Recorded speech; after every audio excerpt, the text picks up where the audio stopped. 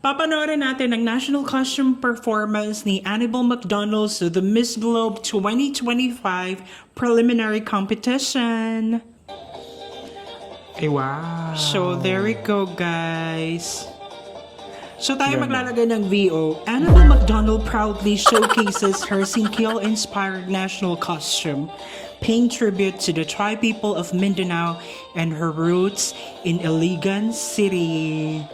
Ang ganda nung colors. Yes. I love yung red and Very gold. grand. Yes. And plus yung payong. Diba? And the details. It's very, kumbaga, on point yung pagkasingkil, ganyan. Very, I must say, din, authentic din. Kasi parang yung mga details, ganyan Natikman talaga. mo? Hindi, I mean, ganyan yung nakikita nating mga, kumbaga, Yes. details. Kumbaga, siya kasi yung pag binigyan mo siya ng assignment, talagang i-execute niya ng maayos, ganyan. So, she's really a good student. Wow!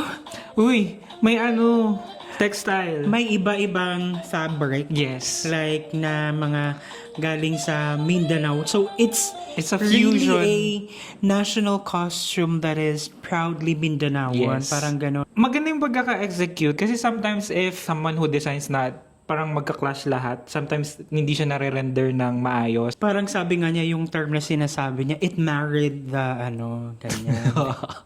So, para naman sa akin, ang final thoughts ko dito, parang pinag-iisipan ko na nakakasad, na nakakaawa, na parang, I mean kasi high caliber siya na beauty queen. Yes. Tapos, nilagay siya sa Miss Globe and then hindi ganun masyadong bogs yung mga ganap niya. Ganyan, I don't know if ganun talaga yung datingan sa the Miss Globe.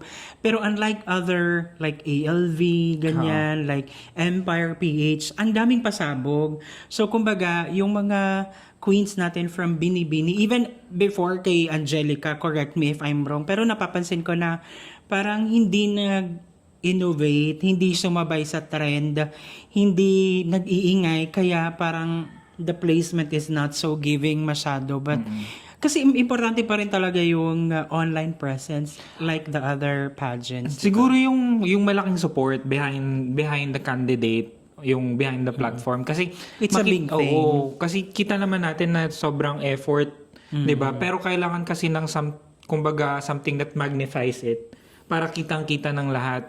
Anyhow, yun yung mga thoughts and opinions lang namin, guys. Kayo, ano ba sa tingin nyo?